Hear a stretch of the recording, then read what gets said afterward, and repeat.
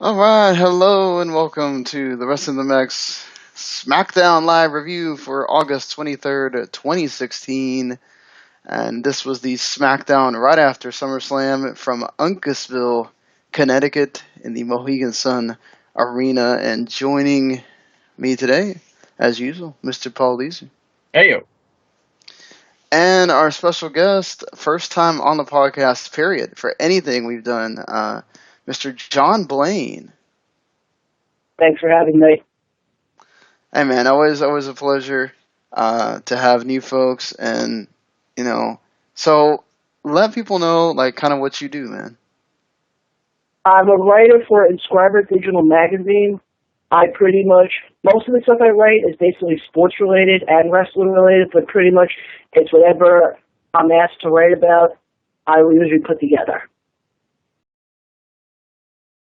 Alrighty, see, there you go. You need to go read this man's stuff over there on. So on the website, it just shows up what, so people can find it there. Well, there's a lot of us on there. I mean, what you can do is if you go to the website, you can type my name in, Jon Blayne, B-L-A-Y-N-E, and you can get all my stuff up there.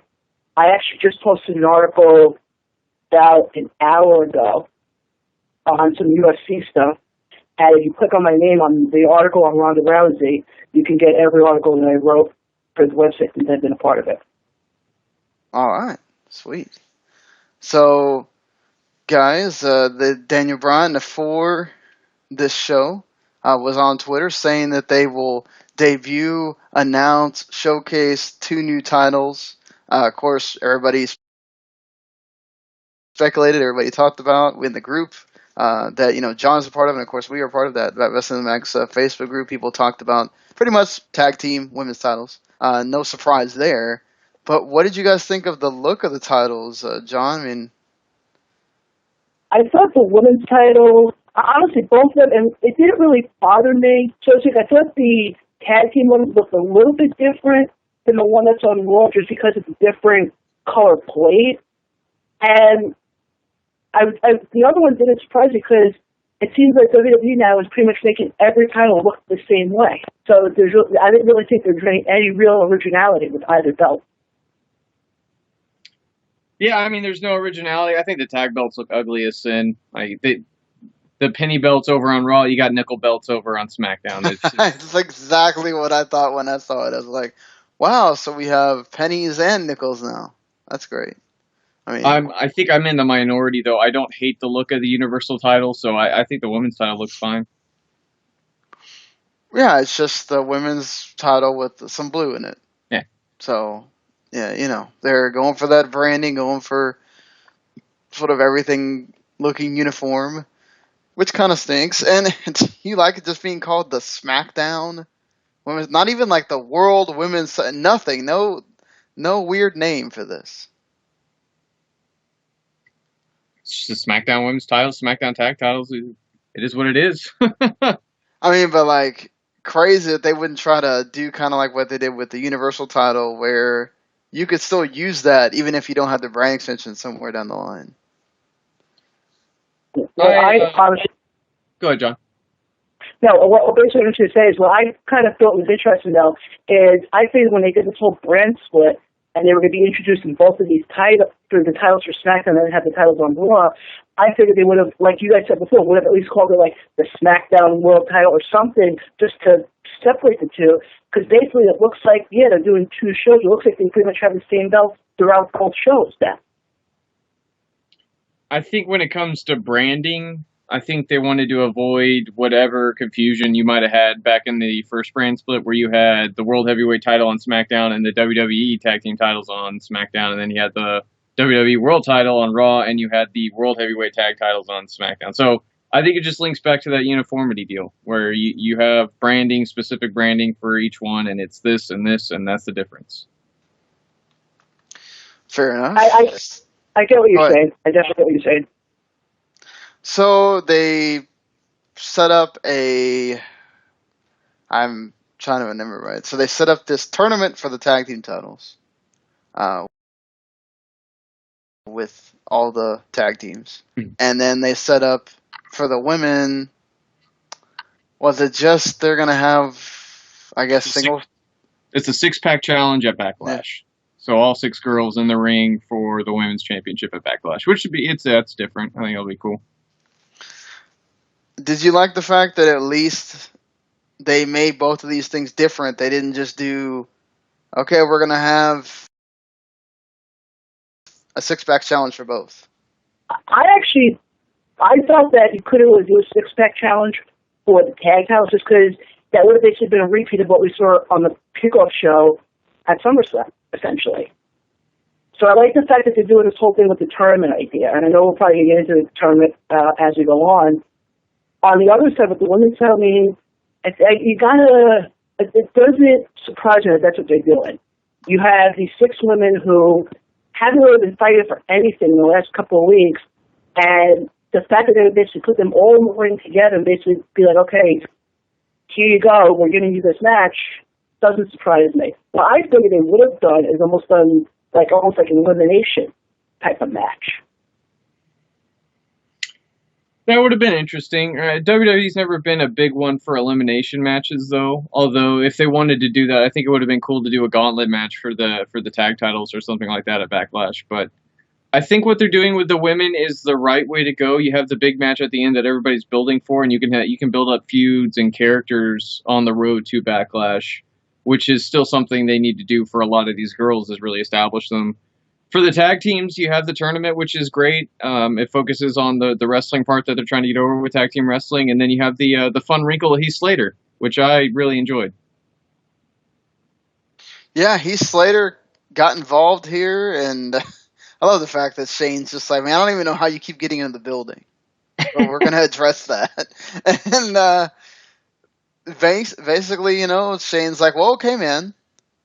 If you can find you a tag partner, which he says, like, I can go back there and find anybody right now, we'll make this an 18 tournament. But in order for you to get a contract, you have to actually win the entire thing. He's got to get at least past the first round, right? I think, honestly, with Heath Slater, I think that's what they're going to end up pushing for. Because I look at it this way. They brought Jinder Mahal back. They brought him on Raw. They're not going to put Slater on her as well. If they put Slater on Raw, he's going to get thrown in the shuffle. I think you put him on SmackDown, I think he may have a shot to do something at least.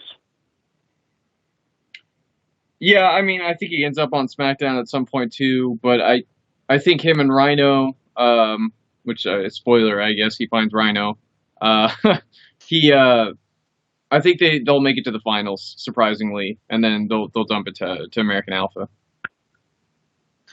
Yeah, it's obviously Rhino being the guy that have been, you could almost say, like, harassing. He's slated for like the first 2 or 3 weeks that he was there, just goring him out of everywhere. And all of a sudden now I want to be partners with you, which, WWE's comedy at work here. But it tells the story. Heath Slater talking to Arn Anderson was hilarious, of course. And he tried to get Miz to be his partner, which was funny as well. Did you like the way they're just, man, it's so crazy to see like Heath Slater getting all this face time. I mean, I think overall, I think maybe this whole brand split thing in the end will actually benefit somebody like Heath Slater, because when they had everybody together, he was pretty much getting thrown in the shuffle. Now that he's on SmackDown and you only have half the roster with you, you may get, I don't want to steal Shane's pun here, but he may be able to get more opportunities being on SmackDown than he would be on Raw at the current time. It's very true. I mean, we could see him end up in the Intercontinental title picture someday. We'll have to see where they go with him once the free agent story's over, because I think that's what's been helping so much is all the space time plus, all the fun angles he's gotten a chance to be in just because of this whole thing. So we'll have to see where they go once it's over.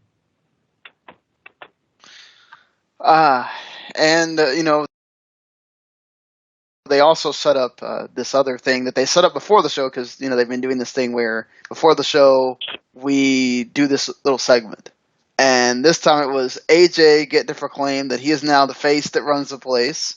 Got to look silly wearing the wristband as a headband. And then he called out Dolph Ziggler for being a loser.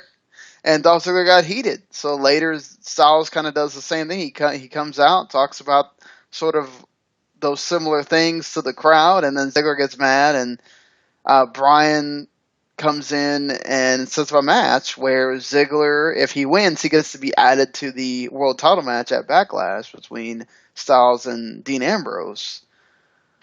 Did you guys like that we're just obviously continues Ziggler's story, but the fact that he lost at SummerSlam, we're already trying to give him another title shot?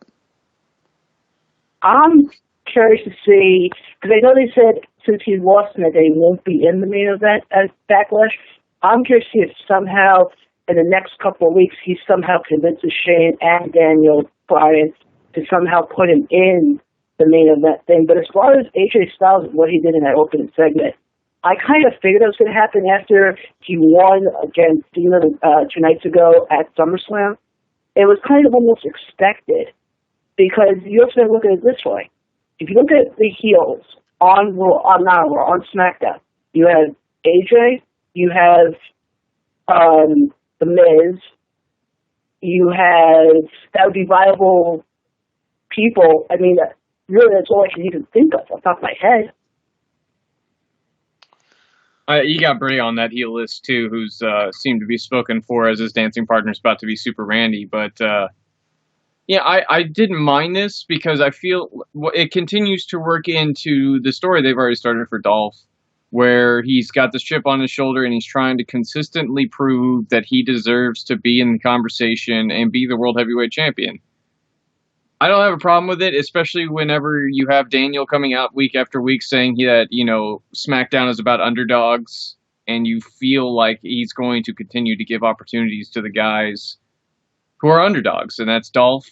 Well, I mean, ultimately, now where do you go from here with him? I think he's the next feud for The Miz. I think that would be a great way to keep that story going, and if you let him overcome The Miz, then you have somebody strong enough to work with a lot of these younger faces that you have without getting The Miz involved if you don't want to go that route. Or he could follow The Miz and eventually turn heel, which is a way to go too. Well, go ahead. No, the only thing I was going to say with that is, I understand what you're saying, and that wouldn't be a bad idea. But I figured for a while, even before Ziggler had his match at SummerSlam, there were signs that they were going to turn him heel. So I think overall, though, if I like the idea of pairing him with The Miz just because they had the chemistry from years ago, and also I think he'd be a lot better for The Miz than somebody like Apollo Crews.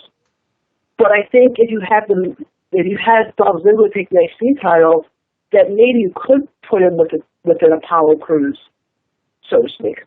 Mm-hmm. Yeah, my only issue is we've seen Ziggler and Miz a lot in the past. It doesn't need to be long. Yeah.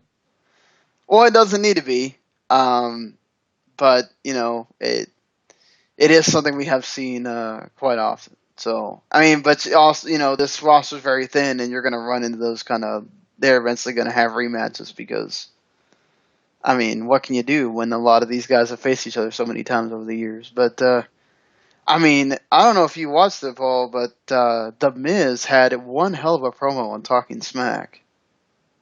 We talk about Dolph having these passionate promos. Miz had a awesome passionate promo where he goes off on Bryan because Bryan basically tells him, "Look, I don't like the way you wrestle. That's why I don't respect you and I don't give you time on TV." And so Miz goes after him for well, look, man, at least I don't hurt myself all the time doing your indie style and all that. And he's like, I've been here for 10 years and all this, and I just want my IC title to be respected like all the other titles here. You're giving all these other titles a lot of time, and you give me nothing. What about that? I beat my guy clean. I didn't cheat. He looked straight into the camera and said a bunch of stuff, and it was awesome. I would definitely go back and watch it. And also going with Talking Smack is they had 2 women's matches. They had Becky and Alexa Bliss, which was short. I thought it was, good for what it was. But you had another match that didn't start with Carmella and Nikki, where Carmella beat the crap out of Nikki. And then on Talking Smack, Nikki was the guest. Carmella went and beat the crap out of Nikki again and didn't let her finish talking. And they had to have the Usos separate them and everything else. So, how do you guys like what they did with the women here? Just, man, really, at least with Carmella, she's got a new look for herself. I'll talk about the Carmella and Nikki thing first. It kind of works out actually in Carmella's favor because in some kind of sense, you can almost say they're kind of elevating her character a bit to go up with somebody like a Nikki. And I can see them having a feud that could go on, not for a while, so to speak, but it can have a decent feud between them. And then with the other one, with Becky and Alexa, I mean, like Sean, like you said, it was short. It did what it had to do. It showed that, I mean, I still think Becky should be one of the favorites to win their match at Backlash. I've said that for a while now. And it really has been showing that WWE, Shane McMahon and Daniel Bryan are really pushing Becky to really go up for that title.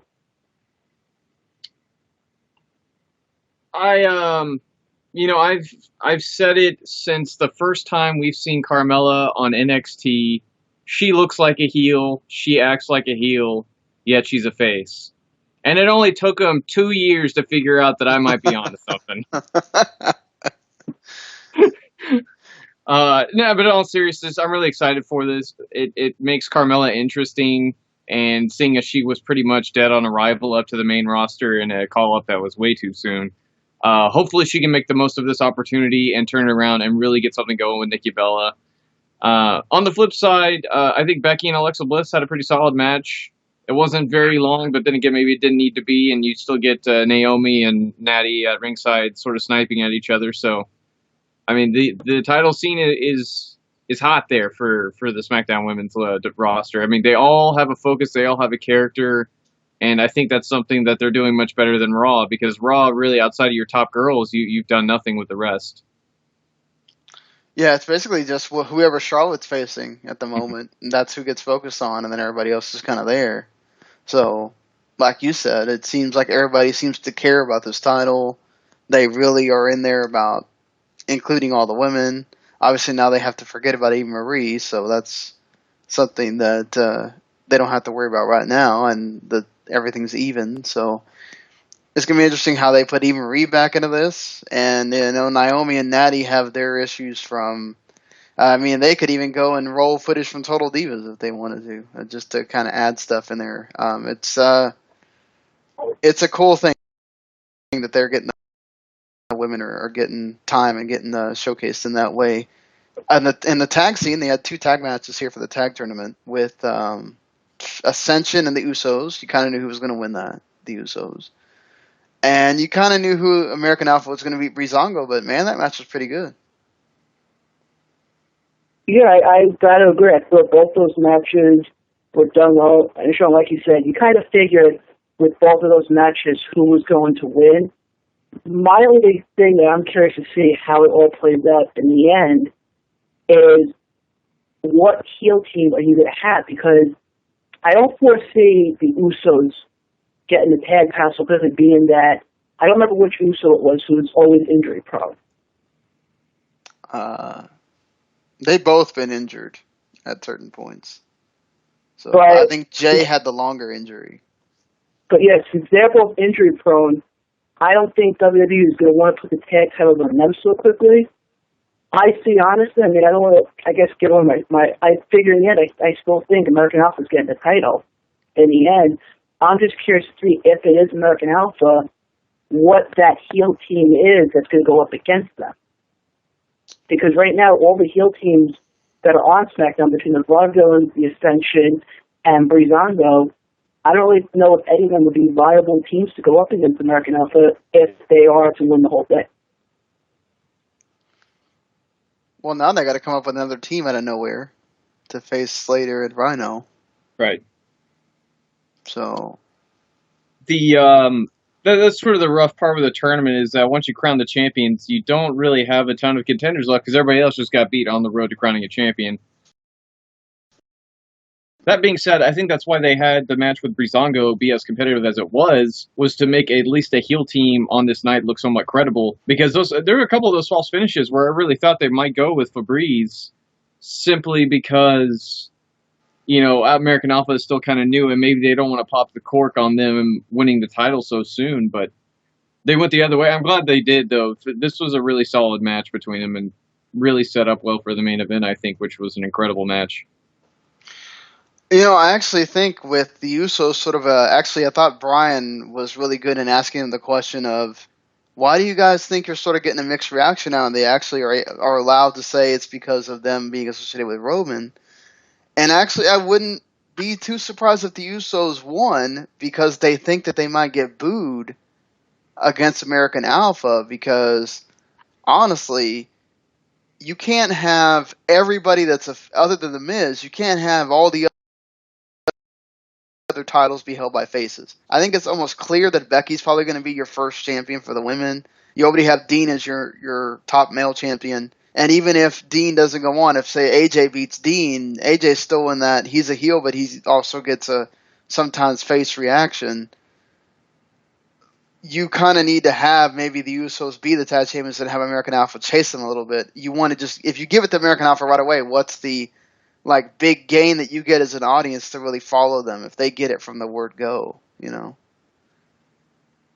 Yeah, when you put it like that, it makes a bit more sense to almost have it where you give the Usos, who are an established team already, give them the titles for a bit, let them have a run with it, and then have American Alpha down the road take the titles and kind of have it where you have a feud. I mean, but I'll be honest, if you have a feud between the Usos and American Alpha, those are not going to be terrible matches at all. Very true. So I'm going to sit here and we're going to go through, let me see if I can find they don't have it separated by show. This makes me upset. Hold on, let me see if I can. Yes, they do. Never mind. Okay. So let's see if we can find the two people, let alone, they're still doing the Kurt Hawkins facts. So I don't think he's going to show up quite yet. Who do you think they could pair as a team to face Slater and Rhino? I mean, because, obviously, either whether it's Slater and Rhino or they have the Vaudevillains go against Slater and Rhino and have the Hype Bros go against another team, it's got to be somebody. Do you think that they would maybe try to continue the story with Corbin and Kalisto and try to put them together? Do one of those. Go ahead. Basically what I was going to say is that could work, but could you also possibly see an NXT team come up, possibly? I think that depends, I guess, on the team. Because it'd be interesting if the Revival came up out of nowhere, but I think you pair Kalisto up with somebody just because at least Kalisto has some sort of tag team title, in the can that he's held before. Whether it's with Baron Corbin or somebody else, I don't know, but I'm sure it's going to be Kalisto and somebody. Seriously, because Alberto Del Rio's injured. Or not injured, suspended. You pretty much, here's who you have left. You have Apollo Crews and Kalisto, they could be a team.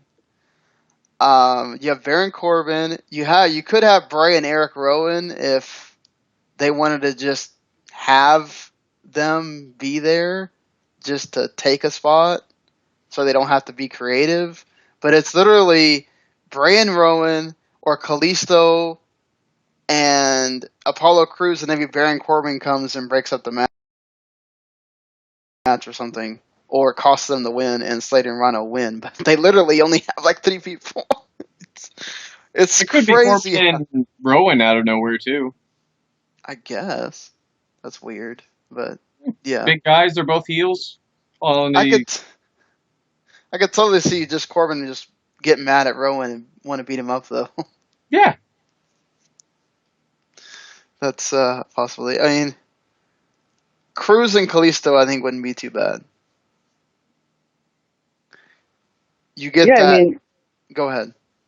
no, but what I was just gonna say is, I think that would make the perfect sense almost, because Kalisto is more the luchador type, but I mean they both have the speed, they both have the athleticism. I think it would probably be apparent that, I mean, I don't foresee it going that long, so to speak, but it's something that if they pair those guys up, I think it would work out great. Paul, I mean, I always made that, I wish Neville and Apollo Crews could have been together. I guess that's the closest you're going to get. I don't know if it's the same, but it'll do. I mean, they just need to be a team that Rhino and Slater can overcome, because they obviously have the story moving forward. So True that. And so basically we go to AJ Styles and Dolph Ziggler. Dolph does not win, of course, to continue his story. AJ wins clean with the Styles Clash. Freaking great match here, though. Love the fact that they got a lot of time, too. Yeah, I agree 100%. I thought the match was done very well. I think both those guys have a ton of chemistry together, because they're not similar, because, obviously Dolph came up in the WWE and AJ kind of came up through the independent scene, but both of them, their in-work is very similar. And I don't foresee this being the last time we see Styles versus Ziggler in a SmackDown ring. I mean, whether this was just the stuff that dreams were made of or actually happened, it was great. And I think they had a few bumps on the road towards the end, but by the time you get to the last 2/3 of this match, they're rocking and rolling and just absolutely killing it. And put on, there were some good matches at SummerSlam, but this was pretty gosh darn good week for wrestling if you include this match. This was amazing. How do you feel about they teased this last week. They do Bray and Randy Orton. I like the fact what Bray said about how Lesnar reminded Orton that he can get hurt and that Bray's a god. You know, he doesn't ever die. He doesn't ever get hurt. You like Randy and Bray as a program? Yeah, I mean, my big thing coming out of SummerSlam, and I mentioned this in one of the most recent articles I did, is where do you go with Randy Orton from there? Obviously, the loss he took at SummerSlam was a pretty brutal loss. And pairing him up with somebody like a Bray Wyatt, I think has money written all over it. Because I think both those guys can do great promo work.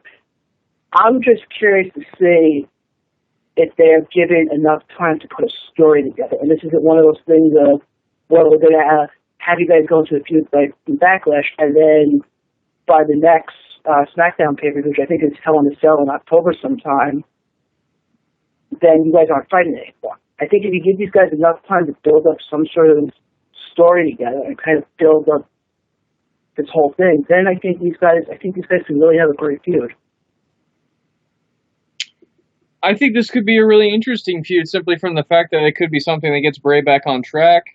It gets him feuding with somebody who's pretty high up in the pecking order, and it keeps him sort of interesting with somebody who, but I mean, maybe as over as he's ever been, because when he came out tonight, that crowd was super hot for him, and I'm really interested to see where it goes.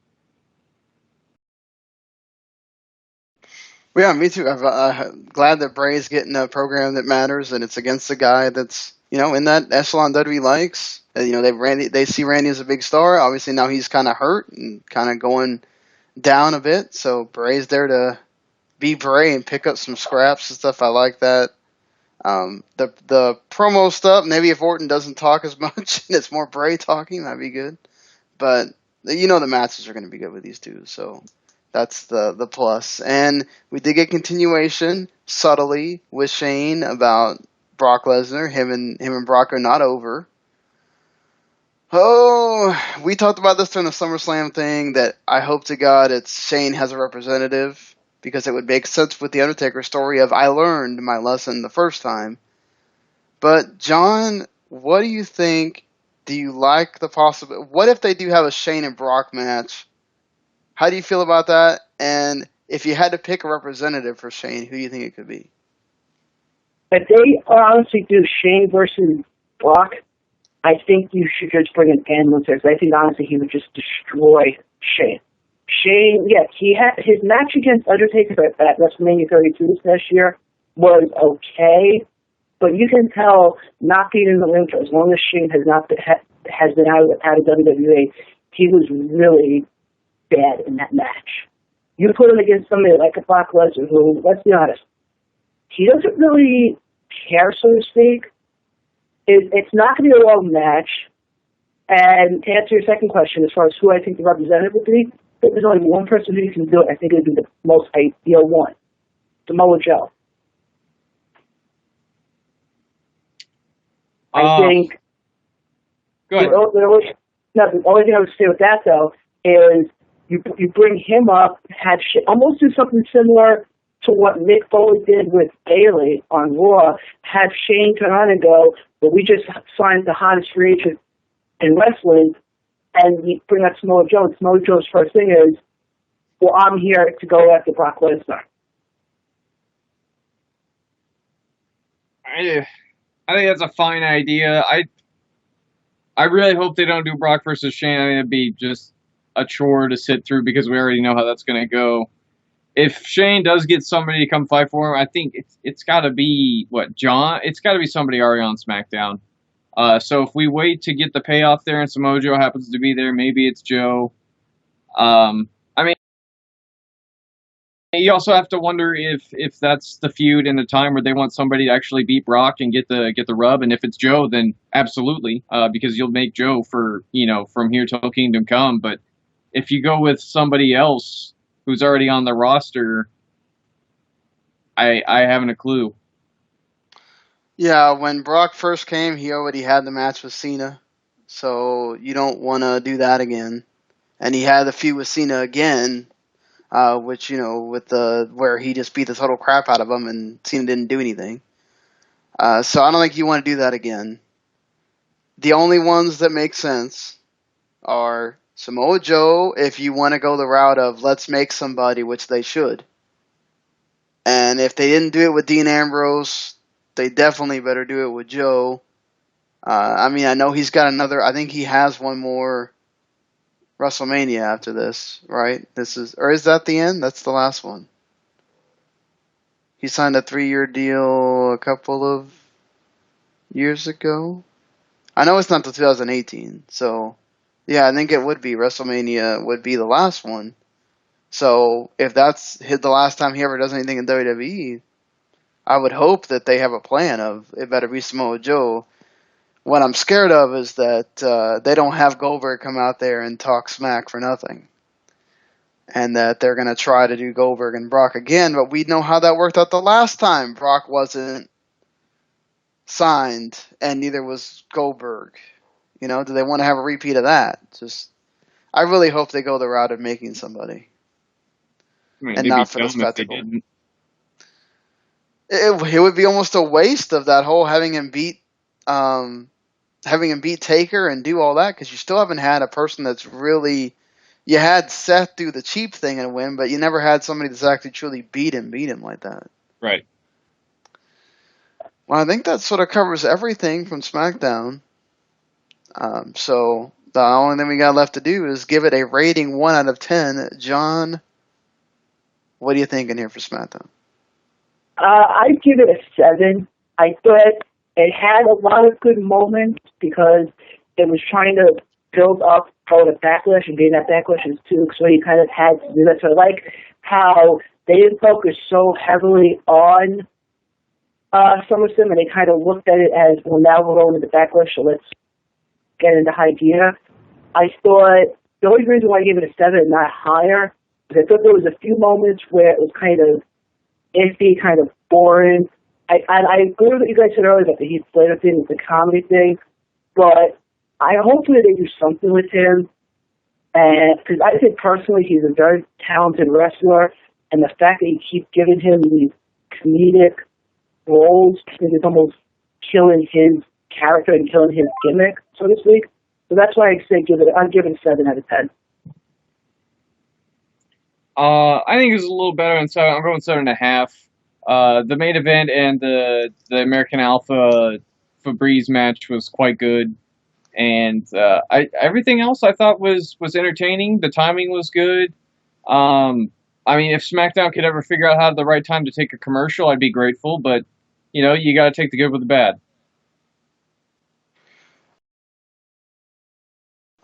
Well, we have the fourth co-host of the show calling in here, Chris Lemsky. How you doing, man?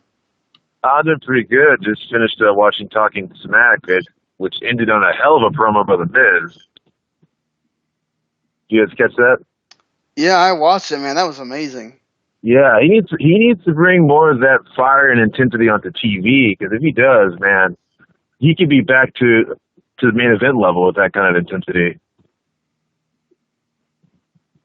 Yeah, I mean, that was that almost felt like a shoot. Like he just made that's what I loved about it. It made me say, oh God, is this a work? Is it shoot? It's stuff like that. Like I wish it's like the Cesaro promo that he cut on YouTube or for WWE.com. I wish they'd bring more of that to television, because that's just more intriguing. Yeah, he made Brian storm off the set because he was so mad about the fact that he charged Brian with why don't you come back, dude? If you love WWE so much or whatever, you love wrestling so much, and Brian was like, well, they won't let me. And he mocked his promo from last year, saying he'd come back in a year and reclaim the Intercontinental title. Like, damn, it's got deep.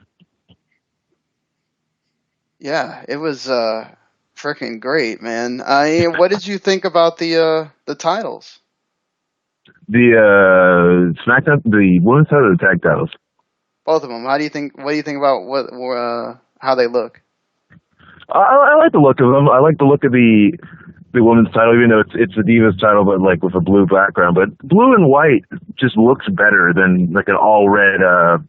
I'm not one of those people who shit on the Universal title, but it's too gaudy and too red. It's like the Universal title is the perfect title if Eva Marie ever won a championship, because it would be gimmick for her. That's true. Yeah. But no, I like the women's title. I like that it's going to be a 6-pack challenge. I'm pulling for Becky because I want Becky to win something. She was an NXT champion. She was never a women's champion on Raw. It'd be awesome if she was the first women's champion, but I'd see it going to Nikki Bella, which I had no problems if she's improved over the past couple of years. So that's fine with me. The tag title belt's good too. Again, pulling for American Alpha for the first SmackDown champions. You like the nickels and pennies now for the tag titles? Yeah, it's better than coppers for the Raw ones. Anything from the show that you liked or didn't like, or? I'll just say this: I'm loving SmackDown more than Raw, because I'll give SmackDown this: it's booked more consistently. The right people always go over. They have smarter finishes, and it reminds me of SmackDown back in the old days, in the old brand split, where Raw may have gotten all the star power, but SmackDown, the writing is so much more crisp. And it does help that the show is only 2 hours, but still, it's being booked more consistency, and that's the one thing I like about SmackDown. If only it had more stars on it, it'd be leagues better than Raw. I would argue that even without the star power, it's still leagues better than Raw. But well, yeah. Well, I mean, if like a Cesaro and Sami Zayn came over to SmackDown, they would do more with them than Raw's doing with them right now. Very true. Very true. And yes, as somebody posted in the Facebook group, Aaron, that Miz promo is going to open our podcast on Thursday. So you will get to hear it if you didn't. Yeah, anything. I mean, I totally agree. Somebody asked a question in the group yesterday, and man, Raw has just been just okay or just total junk since that first episode. Total 180 from that first episode. SmackDown has increasingly gotten better, more consistent. Well, the thing is, that first episode of Raw, it's like they blew their load with that. When you do a show like that, you're going to give people this expectation, oh, it's going to be like this every week, when it can't be like that every week. Whereas like with SmackDown, yeah, sure, it didn't have a strong start, but it's set the pace of what we got right now, and it's building perfectly. I think the way that they had SmackDown work out is it's just a more interesting watch because they have so much they have to do to make it into a show that's even close to being on the level of Raw. Mm-hmm. And all the work they're putting into it's paying off slowly but surely. And I think that, I mean, just the entire payoff of a show going from meh to good is an infinitely more, fun ride than watching a flagship established show like Raw and just sort of watch them continue to do the same old shit. Yeah, and also it helps with SmackDown. It's just a better flow. Like, there's always a show running storyline with SmackDown, where Raw, it's just all over the place. Mm-hmm. I don't know if it's because it's 3 hours or what, but SmackDown, it runs like a perfect story from beginning to end.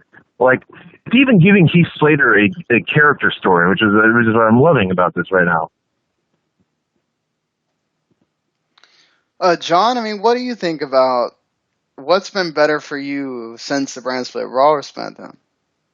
I gotta go with what you guys say. I think SmackDown, yeah, it's going to take them a bit of time to kind of establish themselves, and being that they don't have as many guys as Raw does, obviously because of the fact SmackDown is only 2 hours, I think keeping it 2 hours, I think is much better, because you see on Raw, they have very odd segments that just don't make any sense and kind of does not let the show flow well enough.